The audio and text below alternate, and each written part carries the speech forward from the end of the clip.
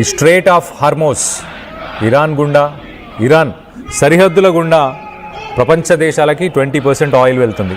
ఆ 20% ఆయిల్లో ఒకవేళ ఈ యుద్ధమే కనుక జరిగితే ఒక్కసారిగా ఆయిల్ బ్యారెల్ ధర ప్రస్తుతానికి $42 ఉంది.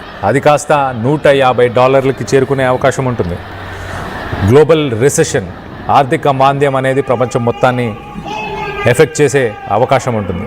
దాని తర్వాత ఒకసారి మనం చూస్తే ఇటు లెబనాన్లో హెజ్బుల్లా ఉంది, అలాగే యెమెన్లో Houthis and Iraq,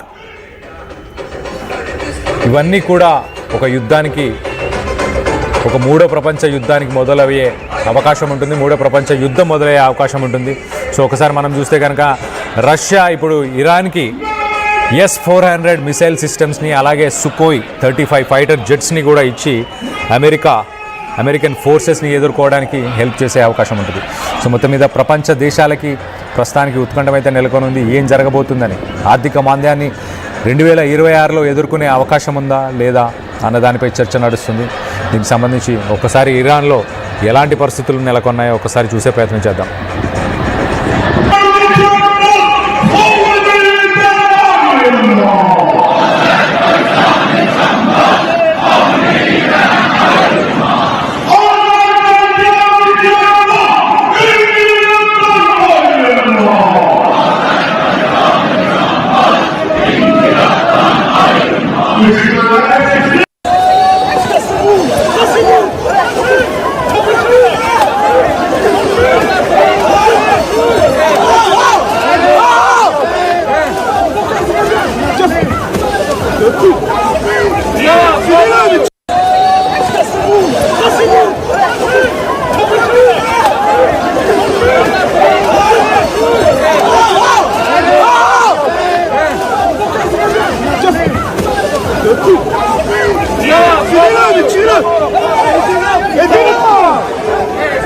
You're watching highly disturbing visuals.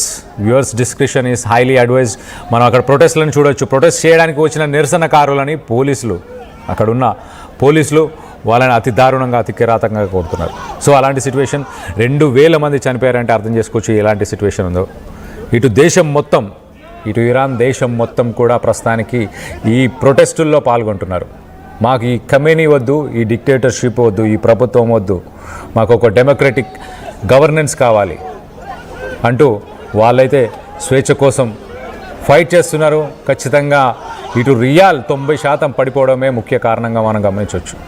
ఇటు నిత్యావసరాల ధరలు పెరిగిపోవడం వల్ల ప్రజలు మేము నష్టపోవడానికి ఇంకేం లేదు, ఇంకా చేయడానికి ఏం లేదు, మేము నష్టపోవడానికి ఏం లేదు అంటూ వాళ్ళు ప్రొటెస్ట్ చేసే ప్రయత్నం చేస్తున్నారు. ప్రాణాలను తెగించి కూడా ఇటు ప్రొటెస్టులో పాల్గొంటున్నారు. సో మొత్తం మీద ఈ రియాల్ పడిపోవడానికి గల కారణాలు ఏంటి? అమెరికా వేసిన శాంక్షన్స్, ట్యాక్సెస్, ఇటు ఇరాన్ నుంచి ఏమీ కొనుగోలు చేయకూడదు, ఎవరు ఆయిల్ కొనకూడదు, ఎవరు ఇరాన్కి సపోర్ట్ చేయకూడదు అన్న ఉద్దేశంతో ఇటు ట్రంప్ ఫస్ట్ టైం గెలిచినప్పటి నుంచి ఇప్పటిదాకా ఇరాన్ మీద శాంక్షన్స్ తీసుకొస్తున్నాడు. ఇటు ఇరాన్ మాత్రం మాకు ఎలాంటి న్యూక్లియర్ పవర్ లేదు, మేము ఎలాంటి న్యూక్లియర్ ప్రోగ్రామ్ని రన్ చేయట్లేదు అని చెప్పినా కూడా అమెరికా కక్ష కడుతుంది మా మీద కావాలని. అక్కడున్న ఆయిల్ రిజర్వ్స్ కోసమా? ప్రపంచంలోనే 4th లార్జెస్ట్ ఆయిల్ రిజర్వ్స్ ఉన్నాయి ప్రస్తుతానికి ఇరాన్లో. ఆల్మోస్ట్ వాళ్ళ బార్డర్ నుంచి, స్ట్రెయిట్ ఆఫ్ హార్మోస్ నుంచి ఒక 20 నుంచి 30% ప్రపంచానికి ఆయిల్ అక్కడి నుంచే వెళ్తుంది.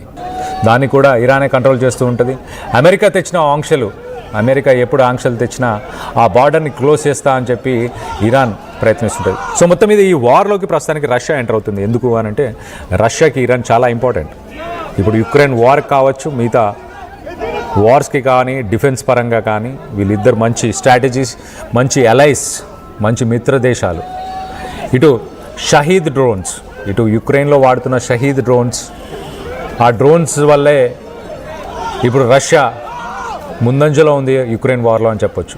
అలాంటి డ్రోన్స్ని ఇటు ఇరాన్ రష్యాకి సప్లై చేస్తుంది. అలాగే రష్యా కూడా ఇటు ఇరాన్కి S-400 అనే ఎయిర్ డిఫెన్స్ సిస్టమ్, మనం ఆపరేషన్ సింధూర్ అప్పుడు వాడిన ఎయిర్ డిఫెన్స్ సిస్టమ్ అదే S-400 అనే ఎయిర్ డిఫెన్స్ సిస్టమ్. ఆ డిఫెన్స్ సిస్టమ్ని ప్రస్తుతానికి ఇరాన్ రష్యాకి ఇస్తుంది. అలాగే ఆయిల్స్ని, ఇటు ఆయిల్ని కూడా ఇరాన్ నుంచి రష్యాకి పంపిస్తున్నారు.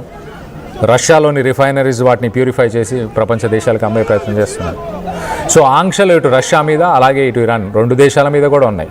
సో రెండు దేశాలు కూడా పరస్పరం వాళ్ళు ట్రేడ్ చేసుకుంటున్నారు, వాళ్ళు బిజినెస్ చేస్తున్నారు. సో ఇప్పటిదాకా రష్యా దీని మీద ఎలాంటి స్టాండ్ తీసుకోలేదు, ఓపెన్గా ఎలాంటి స్టేట్మెంట్స్ ఇవ్వలేదు. వాళ్ళిద్దరు ఒక ఫ్రెండ్స్గానే చూశారు ఇప్పటిదాకా. కానీ ఇప్పుడు ఒక యాక్టివ్ డిఫెండర్గా రష్యా ముందుకు వచ్చింది. రష్యా ఇరాన్ జోలికి వస్తే నేను న్యూక్లియర్ మిసైల్స్ని యూజ్ చేస్తా అని డైరెక్ట్ వార్నింగ్ ఇస్తుంది. రెడ్ లైన్ క్రాస్ చేస్తున్నావు నువ్వు అంటూ ట్రంప్ని వార్న్ చేస్తున్నారు. 2025 జూన్లో జరిగిన థింగ్స్ అప్పుడు చేసిన అటాక్ లాగా మరొక అటాక్ కనుక చేస్తే కనుక ఊరుకునేది లేదంటూ ఇటు పుతిన్ చెప్పుకొచ్చే ప్రయత్నం చేశాడు. ఒక్కసారి మనం అక్కడ దానికి సంబంధించి విజువల్స్ ఒకసారి చూసే ప్రయత్నం చేద్దాం. You are watching highly disturbing content. Viewers description is highly advised.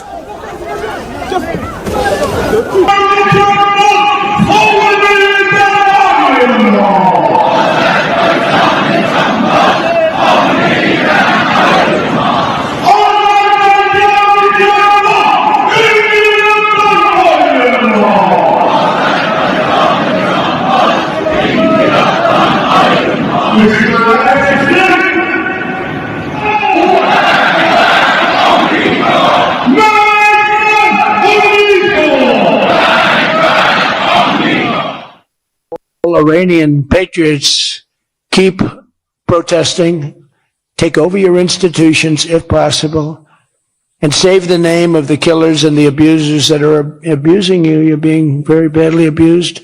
If the numbers are right now, I hear 5 different sets of numbers. I hear numbers, look, 1 death is too much, but I hear much lower numbers and then I hear much higher numbers. But I say save their names because they'll pay a very big price. And I've canceled all meetings with the Iranian officials until the senseless killing of protesters stops. And all I say to them is help is on its way. You saw that I put tariffs on anybody doing business with Iran. Just went into effect today. And I say make Iran great again. You know, it was a great country until these monsters came in and took it over. All Iranian patriots keep protesting, take over your institutions if possible, and save the name of the killers and the abusers that are abusing you. You're being very badly abused. ఒకసారి మనం చూస్తే కనుక ఇటు Iran పరిసర ప్రాంతాల్లో straight of హార్మస్ అలాగే Arabian sea ఈ పరిసర ప్రాంతాల్లో ఇప్పుడు అమెరికా నేవీ షిప్స్ని అక్కడ ఉంచింది రెడీగా. ఇటు ఇరానియన్స్కి కూడా ఒక పేట్రియాట్స్కి కూడా ఒక మెసేజ్ ఇస్తున్నాడు ట్రంప్ చాలా క్లియర్గా. మీరు ప్రొటెస్టులు కొనసాగిస్తూనే ఉండండి, help is on the way, మేము రెడీగా ఉన్నాం, మీకు హెల్ప్ అతి తొందరలో మీకు అందుబాటులోకి రాబోతుంది అంటూ ప్రొటెస్టర్స్ని ఉద్దేశించి ట్రంప్ మాట్లాడుతున్నాడు. ఎట్ ద సేమ్ టైం ఇటు ఇరాన్కి సంబంధించిన ప్రభుత్వ భవనాలన్నింటినీ కూడా తీసుకోమని చెప్పేసి ఇటు ట్రంప్ చెప్తున్నాడు. సో మొత్తానికైతే ఈ విషయంలో ఇండియా ఎక్కడ స్టాండ్ అవుతుంది, ఇండియా ఎవరికి సపోర్ట్ చేస్తుంది, ఆ వివరాలు మీకు తెలియపరిచే ప్రయత్నం చేస్తాను. ఒకసారి మనం చూస్తే కనుక మినిస్ట్రీ ఆఫ్ ఎక్స్టర్నల్ అఫైర్స్ ఏం చెప్తుంది, ప్రస్తుతానికి ఇండియాకి అలాగే ఇరాన్కి ఉన్న ట్రేడ్ వాల్యూ మనం ఒకసారి చూస్తే $1.6 బిలియన్.